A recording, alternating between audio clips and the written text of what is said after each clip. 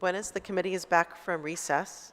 So where we left off is questioning, some questions. So I guess one of the questions that I have, I guess maybe we can, take a look at the bill, but it looks like we're trying to look for, streamlining this process where we can increase transparency on the IFBs and RFPs.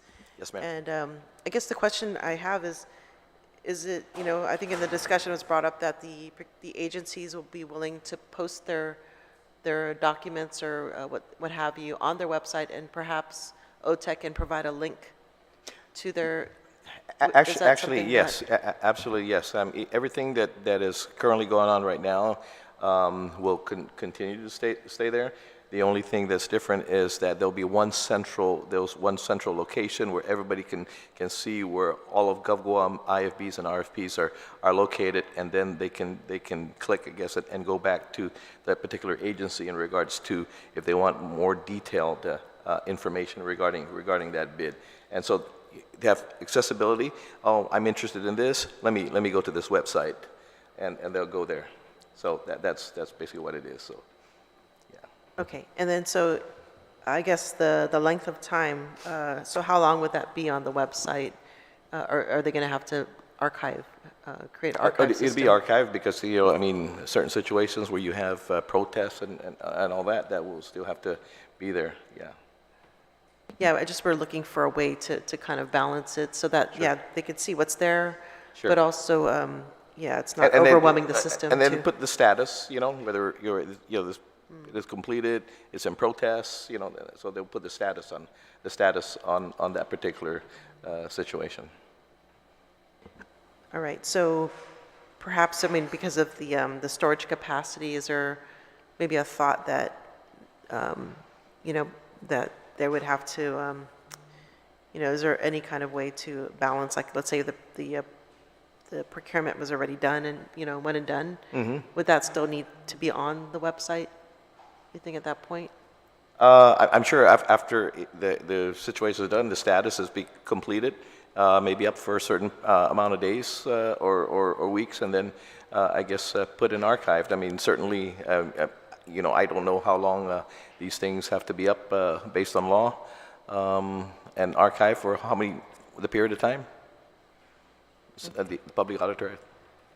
Can I make a suggestion? Sure, yeah. In the newspaper, the only thing that's put there is an 8x10 notice of what the bid is, that there's an invitation to bid or there's an RFP. You have to go to the agency's website. I think the central OTEC one should have just a very similar ad as the one in the paper. Sure. With a hyperlink to the agency. Sure. So that when you go to the agency website and you download the IFB or the RFP, the agency knows who downloaded it. Sure. And we'll have that in the procurement record. There's no need for OTEC to have the entire 200-page IFB on their website. I agree. Just the notice that there's this invitation to bid by agency A. Sure. With this hyperlink. And then the agency will know who downloads. Because like when we post RFPs on our website, we know who downloaded. And we'll ask them, why didn't you submit a bid when you downloaded? Because especially like when we want to have an explanation of why there's only one bid in, we can say 4 people downloaded, but only one person bid. Yeah. But at least you can say 4 people downloaded. So they don't have to, I don't think they have to put the entire thing. Sure. Just the same notice or something that's, would give people notice with the agency being responsible for the main link. Okay. Yeah, thank you. I appreciate, transparency. Obviously, we want more bidders out there. And if the notices are posted, that, there's more of a chance of that happening. I don't have any other questions, but thank you for, proffering this bill. I'd like to recognize Senator Fisher. Yeah, thank you very much, ma'am. I'm going to continue to beat on this horse a little bit more. I entirely agree with the public auditor, and I entirely agree with the bill's author. I just don't, I mean, to argue that this is too expensive or the files are too big, I just don't think that that is a well-taken objection, because we are not talking about the procurement file.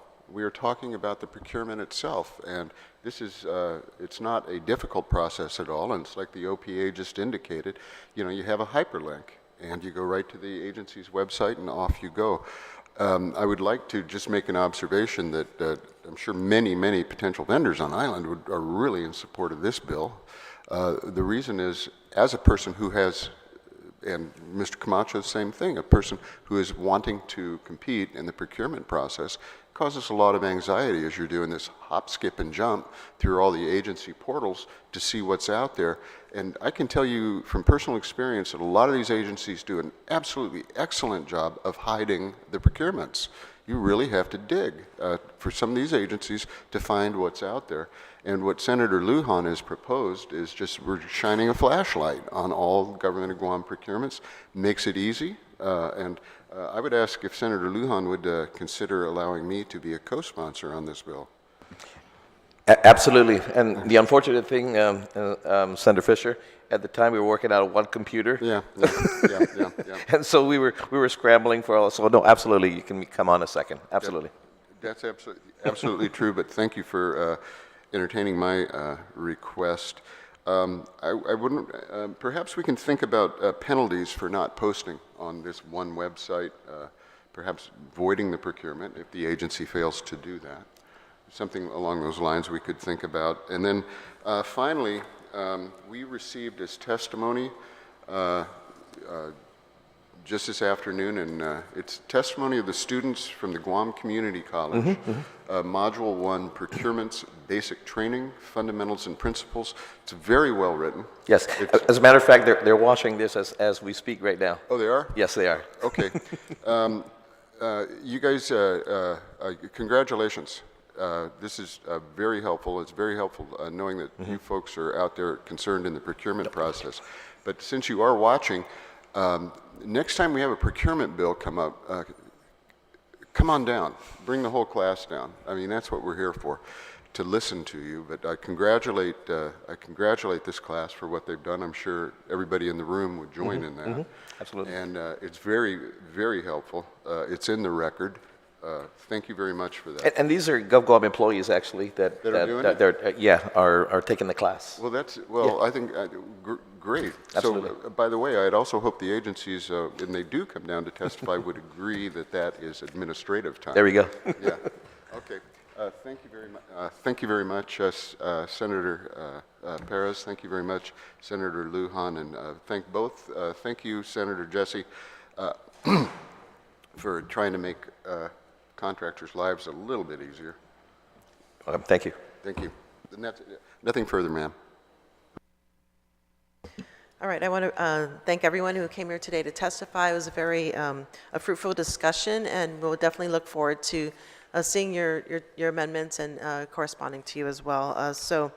Thank you to Public Auditor, to Attorney Brown, Director Byrne, as well as Acting Superintendent Judy Wampat, Graham, Attorney Botha, as well as Attorney Camacho. Thank you so much for being here, and I apologize, Doris Flores Books was here, but I know she'll be sending in written testimony as well, so we appreciate, as well as all of those that have provided testimony here. Seeing that there are no other testimonies, the committee will continue to receive written testimonies until 4 p.m. Friday, February 24th, 2023. Please address testimony to Senator Sabina Flores Perez, Chairperson on the Committee on Environment, Revenue and Taxation, Labor Procurement, Statistics, Research and Planning. It can be dropped off at the mailboxes at the Guam Congress Building or emailed to office@senatorperez.org. Bill number 8-37CR has been duly heard. The Committee on Environment, Revenue and Taxation, Labor Procurement, Statistics, Research and Planning will now adjourn this public hearing. The time is now 12:53 p.m. Siduos Masi, and have a great day.